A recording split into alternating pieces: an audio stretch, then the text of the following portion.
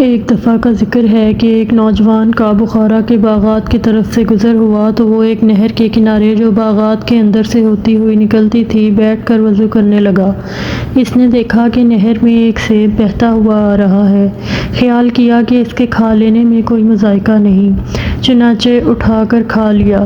جب کھا چکا تو یہ وسوسہ پیدا ہوا کہ میں نے سیب کے مالک سے اجازت نہیں لی اور ناجائز طریقے سے کھا لیا ہے۔ اس خیال سے باغ کے مالک کے پاس گیا کہ اس بات کی اطلاع دے دے تاکہ اس کی اجازت سے سیب حلال ہو جائے۔ چنانچہ باغ کے دروازے کو جہاں سے یہ سیب بہہ کر آیا تھا کھٹکھٹایا۔ آواز سن کر ایک لڑکی باہر آئی۔ اس نے کہا کہ میں باغ کے مالک سے ملنا چاہتا ہوں، اسے بھیج دو۔ تو اندر سے جو لڑکی باہر آئی تھی اس نے کہا کہ باغ کی مالک تو ایک عورت ہے۔ تو نوجوان نے کہا کہ اچھا، اس سے پوچھ لو، میں خود اس کے پاس حاضر ہو جاتا ہوں۔ چنانچہ اجازت مل گئی اور یہ اس خاتون کے پاس تشریف لے گیا اور سارا واقعہ اس کو سنایا۔ خاتون نے جواب دیا کہ آدھا باغ تو میرا ہے، باقی کا آدھا سلطان کا ہے اور وہ یہاں نہیں ہے، بلخ تشریف لے گیا ہے جو بخارا سے 10 دن کی مسافت پر ہے۔ اس نے اپنے سیب کا نصف حصہ تو معاف کر دیا، اب باقی رہا دوسرا نصف، اسے معاف کرانے کے لیے بلخ تشریف لے گیا۔ جب وہاں پہنچا تو بادشاہ کی سواری جلوس کے ساتھ جا رہی تھی۔ اسی حالت میں اس نے سارے واقعہ کی بادشاہ کو خبر دی اور نصف سیب کی معافی کے طلب ہوئے۔ بادشاہ نے فرمایا کہ اس وقت تو میں کچھ نہیں کہتا، کل میرے پاس تشریف لے آنا۔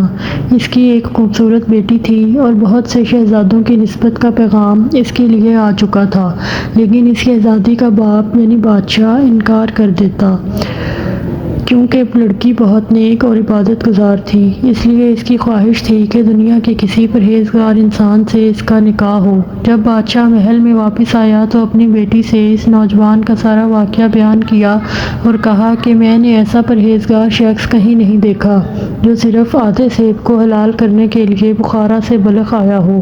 جب اس لڑکی نے یہ بات سنی تو نکاح منظور کر لیا۔ جب دوسرے دن نوجوان بادشاہ کے پاس آیا تو اس نے کہا کہ جب تک میری لڑکی کے ساتھ نکاح نہیں کرو گے تو تم کو نصف سیب معاف نہیں کروں گا۔ نوجوان نے کافی انکار کیا لیکن چاروں ناچار نکاح قبول کرنا پڑا۔ چنانچہ بادشاہ نے اپنی بیٹی کا نکاح نوجوان سے کر دیا۔ جب نوجوان خلوت میں اپنی بیوی کے پاس گیا تو دیکھا کہ لڑکی نہایت خوبصورت اور زیب و زینت سے آراستہ ہو کر بیٹھی ہے اور وہ مکان بھی جہاں لڑکی تھی نہایت تکلفات کے ساتھ مزین تھا۔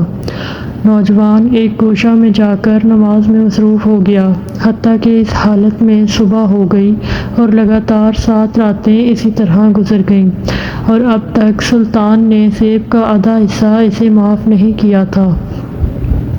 اس لیے اس نے بادشاہ کو یاد دہانی کے لیے پیغام بھیجا کہ اب وہ معاف فرما دیجیے۔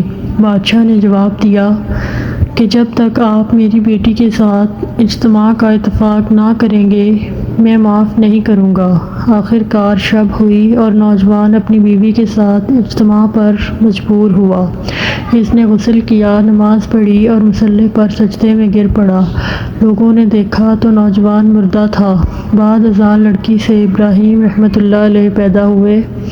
ابراہیم کے نانا کا کوئی لڑکا نہ تھا، اس لیے سلطنت ابراہیم کو ملی۔ آپ کی سلطنت چھوڑنے کا واقعہ مشہور ہے، اس کی اصل بھی یہی ہے۔